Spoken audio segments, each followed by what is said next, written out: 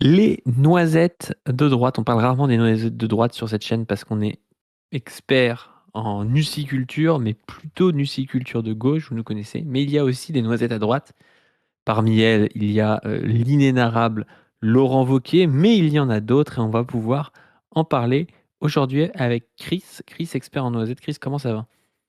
Bah, ça va bien, ça va bien. Moi, je suis plutôt expert en noisettes, normalement, tu vois, de gauche, quoi. Mais c'est vrai que la noisette de droite, je sais pas comment tout, qui est quand même fort dans la bouffe, quoi. La noisette de droite, elle est un peu différente, tu vois, elle est un petit peu plus, je sais pas, mais elle a quand même une vraie symétrie avec la noisette de gauche. On peut trouver des, voilà. Et Vauquier, lui, c'est vraiment la noisette type, tu vois, je sais pas trop comment dire, c'est un peu un espèce de Olivier Faure de droite, tu Un vois, qui va peu, ouais. finir par se ranger, voilà, il y va pas tout seul comme Glucksmann, il se bat contre Retailleau, et là tu vas voir, c'est vraiment un festival, ce type, il y a plein de gens qui ont cru dans ce type fait tous les mauvais choix politiques à chaque fois. Il s'était fait aller voir cette capsule éclatée par Retailleau, soi-disant à la primaire de, voilà, à la responsabilité des Républicains, et là, bah, on va voir ce qu'il nous dit. Donc là, il va se ranger. Et à un moment, il pensait pouvoir y aller, etc.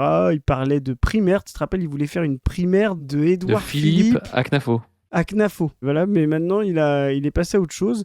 Et bah, de la même manière que les noisettes de gauche commencent à se trancher, tu sais, on a vu Sandrine Rousseau essayer de sauver ses fesses, là, aller voir cette capsule-là qu'on a fait avec Zoé, essayer de sauver ses fesses en disant faut appeler à voter pour Mélenchon, faut surtout pas être derrière Tondelier. On va avoir le PCF qui va être faire la même chose, là, les Stéphane Peu et tout. Ben, chacun commence à regarder où ça doit aller, et du coup, bah, là, Laurent Wauquiez, avant les vacances, hein, c'est ce qu'on disait aussi dans la capsule avec Zoé, avant les vacances, tout le monde essaye de clore les dossiers, ranger le bureau et d'attaquer la rentrée politique en sachant derrière quel cheval courir, quoi. Tu vois, c'est donc ils en sont tous là, quoi. Donc Laurent Wauquiez, on va voir ce qu'il nous dit. Ce qui est Euh, incroyable juste avec Wauquiez, c'est que, comme tu dis, c'est vraiment un fort de droite, parce que fort, ce qu'on peut lui reprocher quand on est du centre, un peu centre-gauche, c'est d'avoir trop mouillé avec la France insoumise. Et lui, typiquement, bah, il y a des gens qui vont dire, ouais, mais attendez, il a appelé à être jusqu'à Knafo, ce qui était débile de sa part, parce qu'il représente une aile un peu plus molle. Et en plus de ça, ça permettait de placer aussi Sarah Knafo comme une candidate possible à l'élection présidentielle. Nous, ça fait longtemps qu'on vous dit que ce sera peut-être le cas, hein, mais ouais, oui. de son point de vue, il aurait mieux fait de dire, bon non, mais c'est, voilà, elle est dans un parti qui n'a qu'une seule députée européenne, c'est elle. Elle a fait, je sais plus, 8% à la mairie de Paris. C'est pas quelqu'un qui est dans une position évidente pour se présenter parce que ses idées sont aussi représentées par Retailleau et Le Pen. Enfin, moi, j'aurais été lui. Tu sais, je serais passé au-dessus comme si elle ne représentait rien. Et non, il lui donne une certaine légitimité en faisant ça. Donc, ça a vraiment aucun sens, je pense. Et Laurent Wauquiez, c'est toujours quelqu'un qui indique le Sud quand il fait ça parce que du coup, quand tu te places comme ça en disant de Knafo à Philippe, bah, quand tu es Laurent Wauquiez, tu crois être central, mais tu es vraiment noisette. Parce que Philippe, c'est un Mm. candidat qui est évident, et Knafo représente une ligne qui n'est pas celle de Wauquiez. Donc je ne comprends même pas ce qu'il espère dans ce genre de truc. Si, c'est toujours les noisettes, ils espèrent être centraux, mais c'est évident qu'il n'y a rien à faire. C'est comme quand Tourdelier va te dire de Glucksmann à Mélenchon. Tu sais très bien quand elle te dit ça, elle est finie, quoi, parce que c'est vraiment le casse-noix de Glucksmann à Mélenchon. Bah lui, c'était pareil. Mais c'est exactement ça. Et là, du coup, bah, il fait comme font tous, quoi. Alors, Fort essaye encore de manager sa primaire, là. Il essaye de garder une primaire ouverte. Ah, il y a Bah, même, fort, la alors, différence, c'est quand même qu'il est premier secrétaire par rapport à Wauquiez. Il c'est a ce ça, truc quand même en c'est ça, plus. c'est ça. C'est-à-dire qu'à un moment donné, il dominait vraiment. Lui, il domine rien du tout, hein. Wauquiez, il est quand même dans la position, si on veut vraiment être tatillon, tu sais, de Boris Vallaud. Parce qu'il est président du groupe à l'Assemblée nationale, mais il n'est pas premier secrétaire du parti. Tu vois, c'est le fight entre les deux. Donc, on va voir si Vallaud, lui, est en. Ouais. Après, je sais pas ce que tu en penses, mais pour moi, Wauquiez, c'est tu sais, la fameuse phrase de Marx dans la préface de la critique de la philosophie du droit de Hegel, où il dit la première fois comme une tragédie, la deuxième fois comme une farce, c'est-à-dire que les choses se répètent. Et lui, c'est vraiment, je trouve, le Bruno Le Maire 10 ans après, tu sais. Ah ouais. C'est Bruno Le Maire, c'était déjà de la merde, mais alors lui, il tente le même truc d'être un espèce de 40-50aire aux cheveux blancs qui va être macroniste en se faisant passer de base pour un mec de droite.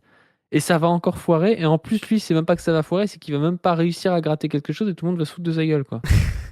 Mais en fait, Bruno Le Maire, je pense, c'est assez intelligent pour savoir qu'il est con. La phrase paradoxale, mais tu vois, peut-être Bruno Le Maire, c'est pas vu comme potentiel président tout de suite, tu vois. Donc il a su se dire, bon, avec tous les gars qui sont à peu près de mon niveau, voire meilleurs que moi aux Républicains, faut que je me cache chez Macron pour avoir une petite chance, tu vois, une petite ouverture, quoi, tu vois. Je pense que Wauquiez, on lui a tellement répété qu'il allait prendre le parti, qu'il serait le candidat de la droite à la présidentielle, le mec, il a vraiment cru, tu vois, et donc il a fait les pires choix possibles, quoi. Et donc là, il fait ce que finiront par faire beaucoup de gens à gauche, se ranger derrière soi-disant le candidat le plus légitime. Le problème de la gauche, c'est qu'ils ont vraiment un pôle sur leur gauche, qui est clair, qui est Mélenchon. Donc soit ils décident de le rejoindre ou non, ça c'est le cas des Peu, des Rousseau et d'autres. Là, il y a Cyrielle Châtelain, là, d'ailleurs, il y a eu en même temps 13 des parlementaires Europe Écolo qui ont fait ça. Là, on tourne aujourd'hui le 1er juillet.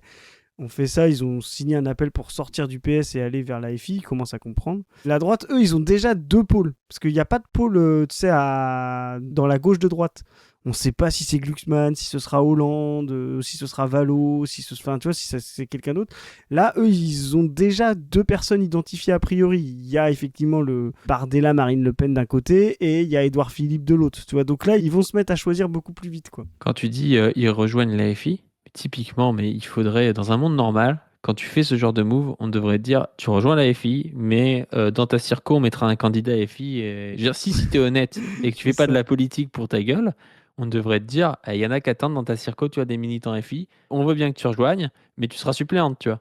C'est ça. Et on sait très bien qu'ils rejoignent en fait pour essayer de garder leur poste législatif, ce qui est quand même pas pareil. Non seulement ils vont garder leur poste, puis ils vont rester dans leur parti en plus. Et leur but, c'est juste de... En fait, et ils vont voter les prochains budgets de casse sociale s'il y en a, malheureusement. Et en fait, là, ils sont quand même en train de faire des motions de censure, donc ils mettent un peu la pression au PS, parce qu'ils vont venir... Là, maintenant, si tu veux, tu vas voir le groupe qui était très soudé derrière Tondelier, parce qu'il y avait aussi les municipales, ils ne savaient pas venir. Là, tu vas voir le vote du budget, ça va être hilarant. Parce que on va avoir tout le PS qui va voter avec le centre macroniste, parce que eux ils ont besoin de se solidifier, et on va voir les écolos fracturés en deux. C'est ceux qui vont soutenir plutôt le PS ou qui vont rester indépendants comme Marine Tondelier pour avoir une candidature Tondelier, voilà. Et tu vas avoir justement les autres qui vont voter avec l'AFI, la censure, parce que ils vont devoir donner des gages. Donc comme tu disais, mais en fait c'est pire que ça l'opportunisme, c'est que eux leur but c'est de quelle planète ils veulent être le satellite, tu vois. Donc ils gardent leur planète. Tu sais, c'est pas on lâche le satellite, on rejoint la planète. Non, ils disent nous, on était le satellite du PS, mais avec un nouvel accord, on devient le satellite de la FI, il n'y avait pas de problème, tu vois. Enfin, vraiment, c'est vraiment de l'opportunisme absolu, quoi. Et d'ailleurs, les Républicains, ce que fait Wauquiez là, c'est exactement la même chose. Il dit bon, on avait une espèce d'autonomie, on est tout petit maintenant, donc il faut qu'on se satellise. Et Wauquiez étant, je sais pas quoi, cette droite républicaine, j'en sais rien, même s'il est raciste et sur plein de trucs.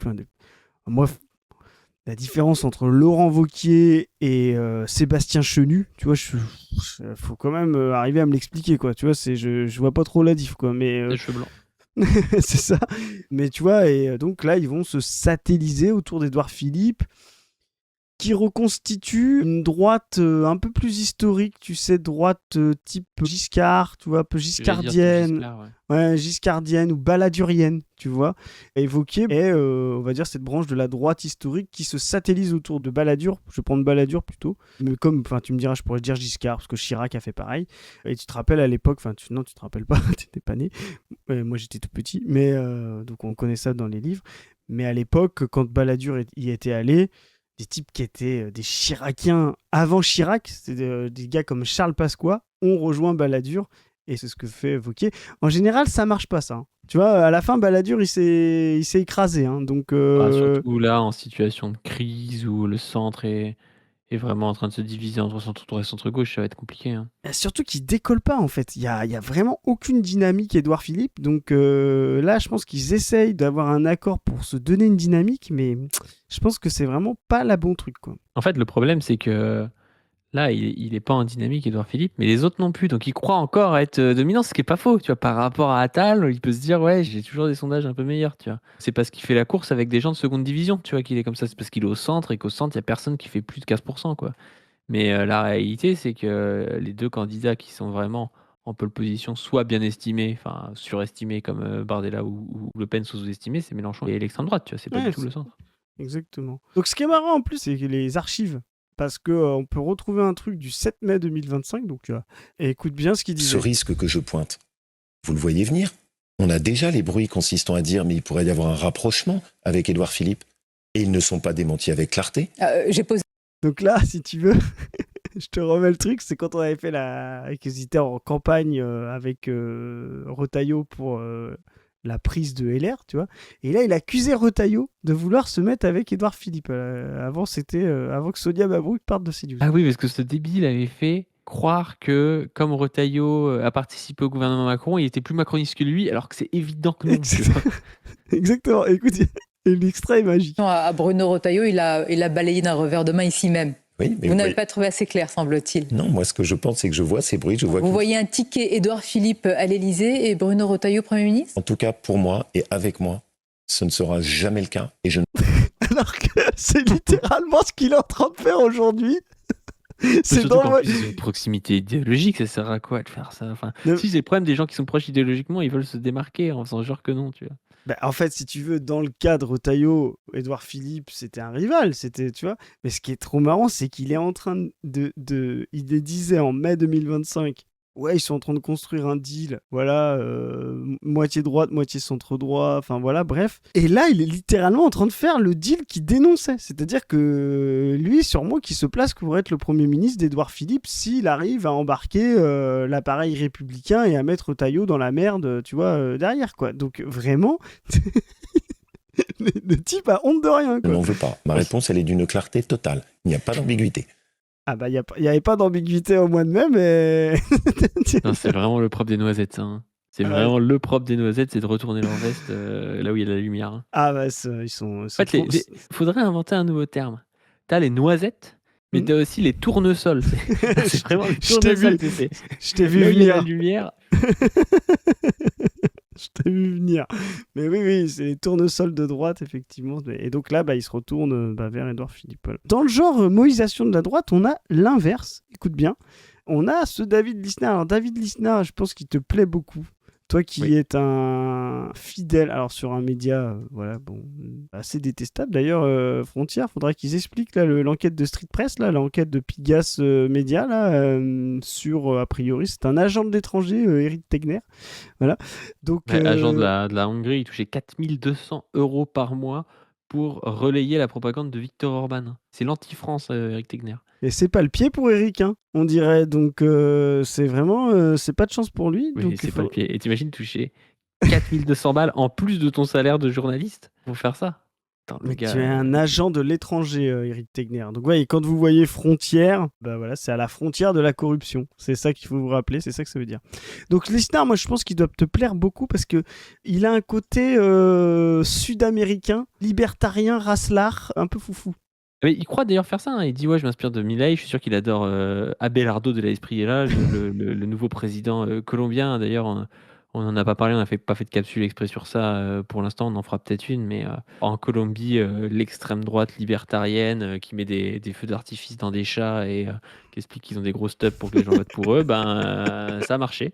Bon, il y a sûrement eu de la fraude, mais ça, voilà, vous verrez dans 5 ans, vous vous direz, les premiers à avoir dit qu'il y avait de la fraude, c'était ici. Non, en réalité, il y a probablement eu de la fraude, parce qu'il y a toujours de la fraude dans les élections colombiennes, ça fait partie de ça. Il y avait même un sénateur, je crois, colombien, je crois que c'est un sénateur, qui avait dit, non, mais ça fait partie du truc, tu vas te payer des mecs pour venir voter, c'est... Le gars, il te dit, non, mais c'est quoi le problème? C'est une tradition ici, en fait. Enfin, vous êtes contre les traditions? En fait, c'est le PS à échelle d'un pays, quoi. Tu vois, c'est... ouais, c'est ça. Ouais. Ou la mafia du Sud, là. Tu sais qui... C'est Pasquale. T'as pas vu, toi, je te dis, cette capsule qu'on a fait avec Zoé, mais les gens allaient la voir, c'est trop marrant. Ils ont proposé à Glucksmann de faire une primaire réservée aux adhérents PS et places publiques avec possibilité de prendre des adhérents jusqu'au jour du vote. Ça sent pas du tout l'arnaque. Et avec interdiction de vote électronique. Il faut compter que dans les sections locales du PS. Trop bien, mais nous on a ça, c'est parce qu'on a pas mal de gens qui nous suivent, qui sont des néo-militants et tout, et puis des fois on reçoit des MP, et le gars me dit oui, je suis milite dans je sais pas quel parti, mais là c'est un peu bizarre parce que on a fait une AG, au moment de l'AG, il y a 5 personnes qu'on connaît pas qui sont venues et qui ont adhéré 1 heure avant, qu'est-ce que t'en penses? Et tout, t'es là, mec, tu t'es juste fait baiser en fait, tu vois, il n'y a aucun moment où il y a des cas qui arrivent, dans un parti normal, t'as pas le droit de voter si t'es pas là au moins, je sais pas, 6 mois, 1 an avant, tu vois, ça n'a aucun sens. C'est ça, tu vois, tu dis, regarde. Tu dis, regardez dans les statuts, c'est marqué. C'est là où. C'est un apprentissage aussi. Hein, mais... C'est là où Ça fait marrer. on voit, il y a une vraie, mais ce qui est intéressant, c'est une digression qu'on fait, mais il y a une vraie énergie militante aujourd'hui. Mais on voit qu'on est déserté d'espaces de formation, pour le coup, pour ce que c'est d'être militant. Savoir lire des statuts, de les respecter, de les mettre en place, de savoir gérer une réunion, de pas se faire déborder et tout. On a besoin, et nous, on va y participer hein, avec la brèche, de fabriquer des militants et de fabriquer des gens qui sont formés là-dessus. Pourquoi justement, pour pas que ce soit, comme tu disais, des petits militants locaux qui tiennent tout, justement parce qu'ils sont plus malins que les autres sur ce truc-là, tu vois, parce que ça fabrique souvent des borgnes au royaume des aveugles, quoi. On voit vraiment que ça manque beaucoup, tu vois, cette formation militante là-dessus, quoi. Alors, donc, Lisnard, notre Milei ou Delahaye Priella. Moi, j'aime mieux Delahaye Priella parce que je suis sûr que Lisnard, il peut faire des dingueries sur la taille de sa tub pendant l'élection. Donc, ça va être le nouveau gars. D'ailleurs, Delahaye Priella, on pourrait en parler hein, sur la stratégie de se mettre tous derrière un candidat de gauche. On l'avait dit que Oui, c'était un pas la... candidat de gauche qui n'a pas fait campagne. Ouais, c'est ça. Parce que, bon, évidemment, on soutenait Ivan Cepeda et il a fait un bon score, il a fait plus que Petro. Mais quand même, il n'a pas fait campagne. C'est-à-dire que vous avez un candidat qui arrive et qui dit ouais, dans 15 jours, je serai votre président et tout, je suis devant dans les sondages, blabla. Et en fait, il a essayé de faire campagne un peu entre les deux tours, mais c'était poussif. Tu vois, autant Roberto Sanchez au Pérou, qui pareil, je pense, s'est fait baiser sur des voix trafiquées. Il a gagné au Pérou, en fait, si vous voulez, il a perdu à cause des voix de l'étranger, notamment des voix aux États-Unis. Il y a eu des gens qui ont dit voilà, que ils avaient vu leur nom sur les. Enfin, comme s'ils avaient voté alors qu'ils n'avaient pas voté. Il y a des bureaux de vote qui ont été remaniés au dernier moment. Enfin, des trucs assez dingues et en plus hyper compliqués pour un petit parti pour pouvoir le contrôler. Hein. C'est pour ça que quand on vous dit en 2027, faudra être assesseur.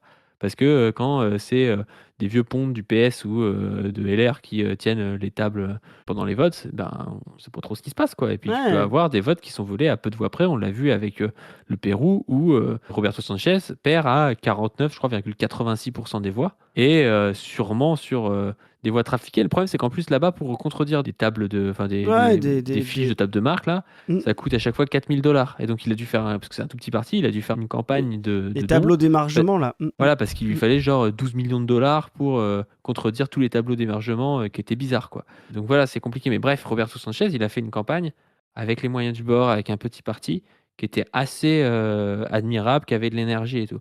Ivan Cepeda, en Colombie, sa campagne, j'ai l'impression que Gustavo Petro a plus fait campagne que lui, quoi. C'est-à-dire a plus bataillé en mettant toute sa force présidentielle et même s'est fait un peu taper sur les doigts pour ça parce qu'il n'avait pas forcément le droit tout le temps de le faire et tout. Alors que Ivan Cepeda arrive en disant moi je serai président dans 3 semaines et tout. Et au final il n'est pas président. Et le truc c'est que c'était vraiment très très dommageable parce qu'il y a des gens clairement qui étaient sortis de la pauvreté sous Petro qui vont y retourner quoi. On a un président zinzin pro-Netanyahou, pro-Trump. Il a dit son premier acte, ce sera de rétablir les liens diplomatiques avec Israël. Déjà le mec, ça dit mon premier acte, c'est de rétablir.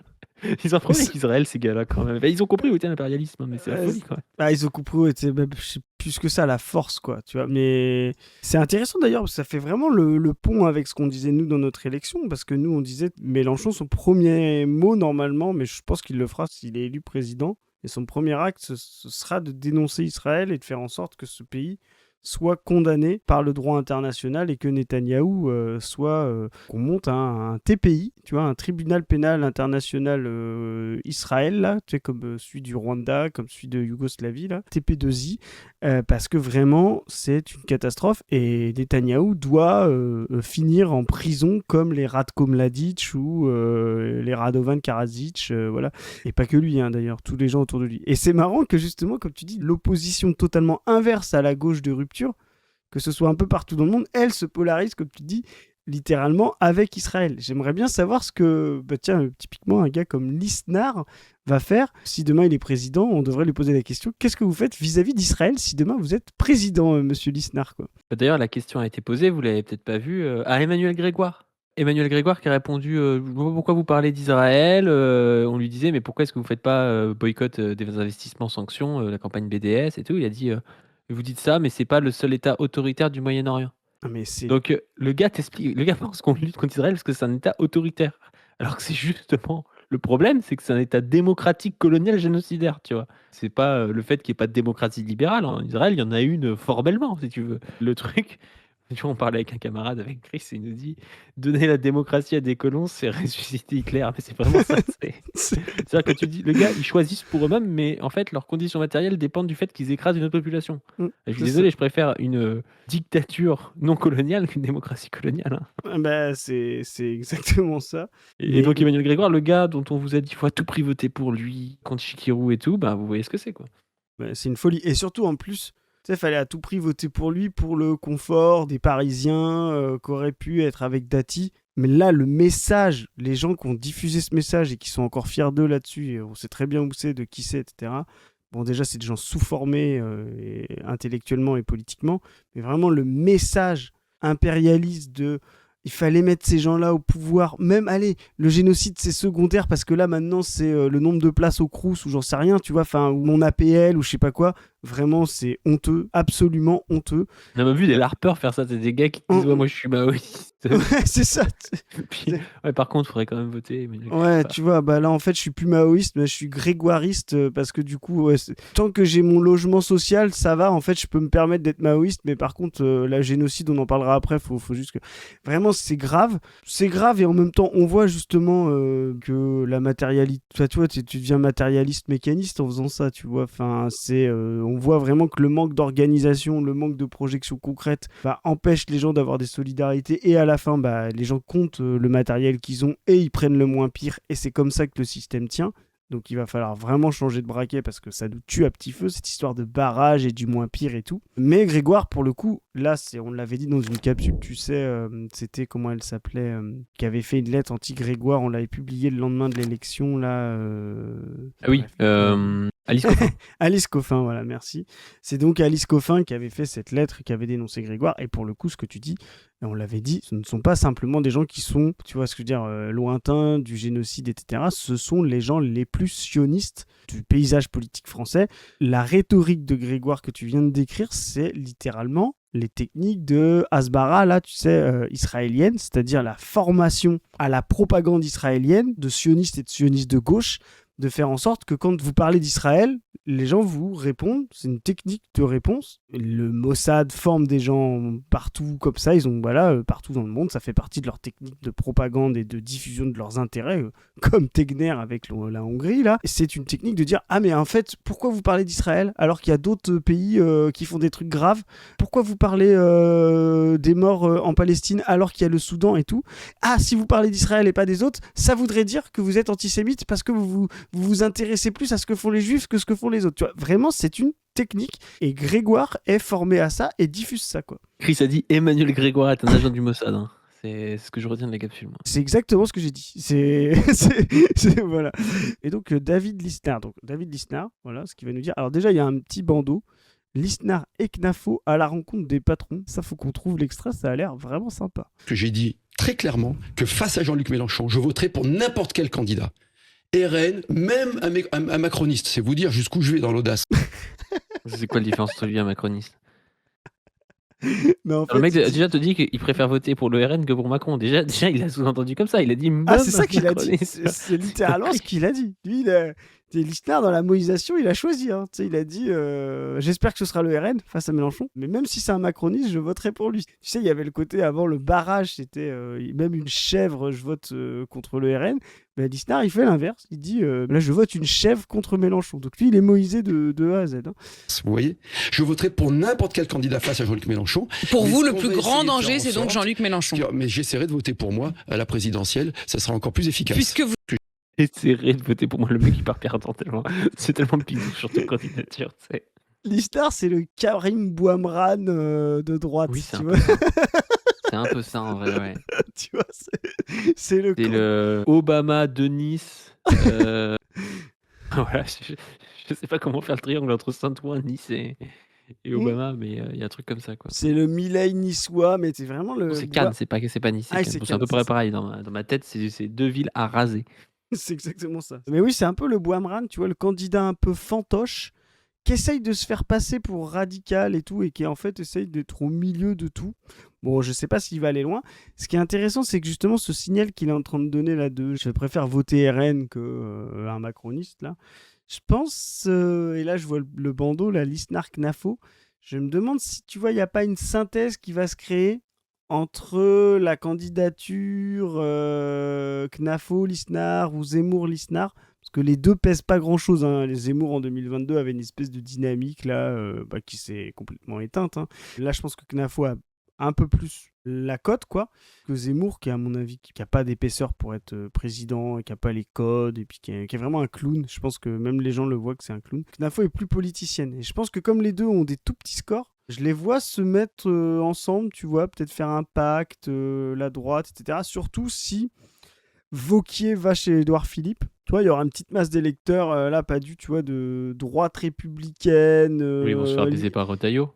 libérale, voilà. Ou alors La ils vont question- baiser Retailleau, mais ils vont se retrouver sur les plates-bandes de Retailleau, Il va se re- raciste et libertaire, C'est ça. libertarien. Tu vois, ils peuvent se créer un truc là-dessus. On verra ce que ça va donner. De toute façon, il nous reste absolument maintenant 6 jours pour voir ce qui va se passer vraiment à droite, parce que là, on parlait ils ont 2 pôles qui sont clairs, Édouard Philippe, on va dire, et puis le RN. Mais le RN, on ne sait pas qui c'est qu'il va y avoir.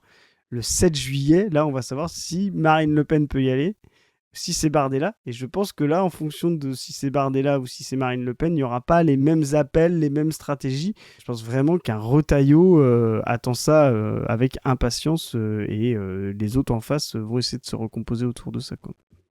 Ouais. Bah, on peut se dire hein, d'ailleurs que ça va être beaucoup plus facile pour cette droite-là si c'est Marine Le Pen, parce que elle joue pas sur les mêmes plates-bandes qu'eux, ils vont jouer leur stratégie de base, au final ils vont perdre, elle va être devant eux parce que elle a des votes populaires qui vont rester un petit peu. C'est Bardella, là pour eux, à la fois c'est plus compliqué parce que Bardella joue sur la plate-bande, mais à la fois ils peuvent toucher le gros lot parce qu'ils peuvent passer devant Bardella. Il y a un monde où Knafo ou comment il s'appelle, Retailleau arrivent devant Bardella parce qu'ils sont sur la même ligne. Et je sais pas, sur une campagne ou quelque chose comme ça, ça peut se jouer. Marine Le Pen, ça va être très très très dur pour eux d'aller la chercher. Hein. Mais en fait, c'est ça qui est intéressant, c'est que soit Marine Le Pen y va, et elle a un socle et une logique. Peut-être qu'elle changera totalement de stratégie, on verra. Hein. Peut-être que nous, il y a un truc Je qu'on pense voit pas. pas. Tu vois, voilà. Mais elle arrive avec sa logique gaullienne. C'est ça vraiment Marine Le Pen. France aux Français, tu vois, genre, la sécu pour les Français, la retraite à 60 ans pour les Français. Donc on va faire payer la pénurie aux non-français. C'est ça l'idée de Marine Le Pen. C'est vraiment, le néolibéralisme fait payer à tout le monde la pénurie. Et effectivement, il y a quand même une hiérarchie de race, tu vois ce que je veux dire, mais c'est pas ordonné comme ça, c'est systémique. Là, elle veut structurellement, dans la loi, dans l'organisation sociale, faire payer la pénurie aux plus pauvres, et ça va être de pire en pire. Si elle arrive avec ça, elle garde les classes populaires, elle a un socle autour de 20, 25, voilà, qui est quasiment intouchable. Il y a peut-être des débords, tu vois, elle a fait, ouais, je pense qu'elle est entre 20 et 25, elle peut faire 19-20 au plus bas, et puis peut-être 25-26, ça dépend de la confinie. Si c'est Bardella, comme tu l'as dit, là on va avoir un type qui va aller sur un terrain de droite, donc qui peut les manger lui, qui va perdre de l'autre côté, et là c'est plutôt par triangulation, les classes populaires, qu'est-ce qu'elles vont faire ? Est-ce qu'elles peuvent aller vers Mélenchon ? Est-ce qu'elles vont s'abstenir ? Enfin en tout cas, il y a un déplacement. Mais comme tu l'as dit, oui, c'est chiant pour eux, parce qu'ils ont quand même le RN qui va venir sur leur plate-bande, donc qui serait censé les bouffer. Mais comme Bardella est un tocard, d'aspirateur, il peut devenir un lièvre. C'est-à-dire un type qui dit les mêmes choses qu'eux en étant mauvais, trop jeune, inexpérimenté, etc. C'est le Glucksmann de Hollande. Exactement. Tu vois. C'est comme Glucksmann et Hollande. Bardella, ça peut être pour Retailleau ou pour Knafo, quelqu'un que t'envoies au casse-pipe, dans des grands débats avec Bompard, Attal et tout, qui se fait laminer, et à la fin, il est derrière toi, quoi. Exactement. Et c'est surtout qu'à la fin, tu te dis que les gens se disent j'aime bien son projet, mais lui, j'y crois pas. Tu sais, parce que dans la présidentielle, ça compte beaucoup, ça. Et d'ailleurs, pour info, les gens essayent de cornériser Mélenchon avec ça. En disant à chaque fois, là, tu vois, le projet mais en de la fait, on se FI... rend compte rapidement qu'ils aiment pas son projet. C'est ça qui marche pas, quoi. c'est souvent ça, tu vois. Mais là, du coup, il y a un vrai truc en disant, bah, si les gens parlent comme Bardella, et c'est toujours, ça, je refais un point là-dessus, tu sais, les gens nous disent souvent, oui, mais vous, tu sais, il y a toujours le fameux l'original à la copie, etc. En fait, il faut bien comprendre une chose. Les gens ne préfèrent pas l'original à la copie, ça n'a aucun sens. L'exemple typique de ça, c'est Sarkozy 2007. Et plein de fois, c'est pareil, Hollande 2012. Les gens préfèrent l'original qui n'a pas trahi par rapport à la copie qui a trahi. Tu vois, c'est ça qui se passe. Aujourd'hui, si la droite a plus rien et que l'extrême droite a tout bouffé, c'est justement parce que à un moment donné, il y avait des idées du RN qui étaient cornérisées vues comme, tu sais, vote sur lequel il ne faut pas voter, barrage, et qu'à un moment donné, le sarkozysme est venu capter ces idées-là en disant « Nous, on va faire ce racisme-là réellement parce qu'on connaît les clés du pouvoir, etc. » Et il a fait énormément. De la même manière, Hollande a fait la même chose en mode « Nous, on va en finir avec les problèmes de la finance, on va refaire de la gauche face à Sarkozy, le bling-bling, le yacht de Bolloré, etc. » Et Hollande a fait un très gros score face à Mélenchon, voilà.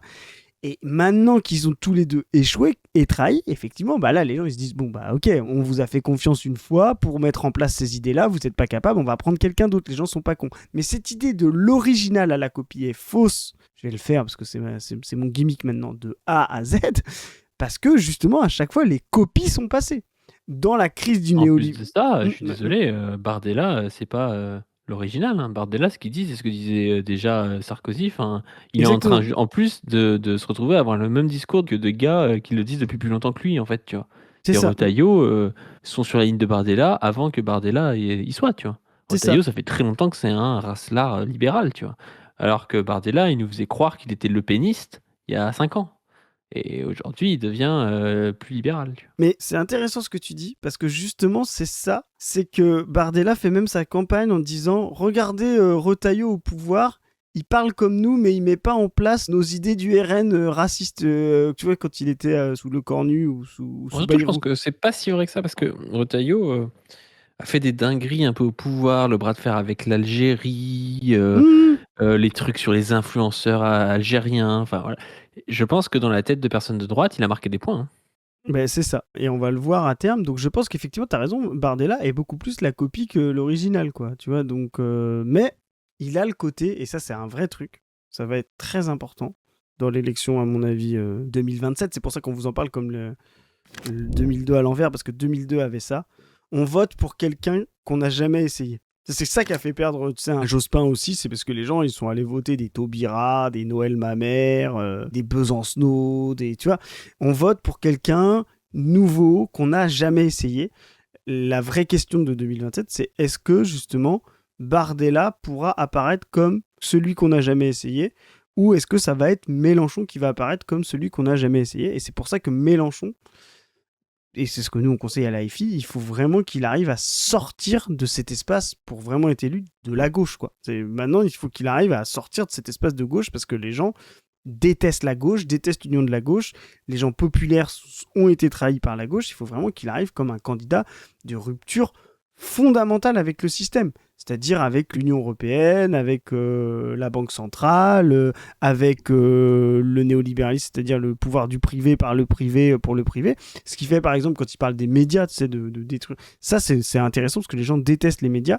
Tu vois, il faut qu'il arrive à être non pas le candidat de gauche, mais le candidat qui va casser les leviers néolibéraux dont les gens ne veulent plus et qui ne peuvent plus rien, quoi, comme pour citer Lénine, quoi. Je suis pas forcément d'accord avec toi parce que je pense que il va pas non plus partir dans une campagne populiste comme il a pu faire en mode ni droite ni gauche, tu vois. Ça va être une campagne de gauche de rupture et il y a quand même un enjeu à devoir se revendiquer d'une gauche de rupture. Je pense qu'il faut plus qu'il fasse une campagne comme 2012 que comme 2017, tu vois. C'est-à-dire une campagne vraiment presque un peu coco qu'une campagne populiste. Je suis d'accord avec toi, je me suis mal exprimé. Il ne faut pas qu'il refuse la gauche, comme il a pu le faire en 2017. Il faut qu'il refuse d'être le candidat de toute la gauche. Tu vois ce que je veux dire? Oui, ça je suis d'accord. Oui.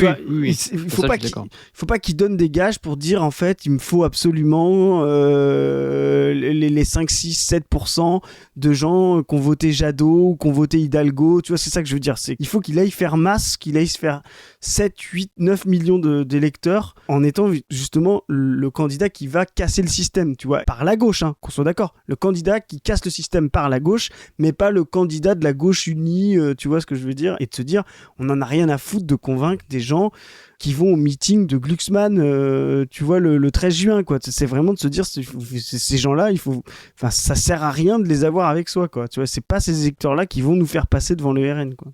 Bon, on va conclure là-dessus. N'hésitez pas à aller voir les petites capsules qu'on vous met en plus, là, qui sont les capsules essentielles. On a appelé ça les essentiels de la Pas du Team. C'est des cahiers de vacances, un peu, pour réviser les grandes notions. On essaie de vous mettre des capsules intéressantes, des capsules sympas à regarder.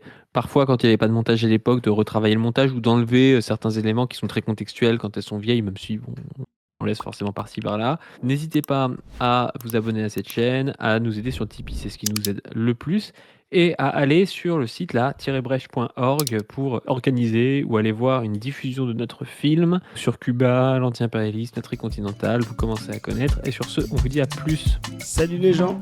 C'est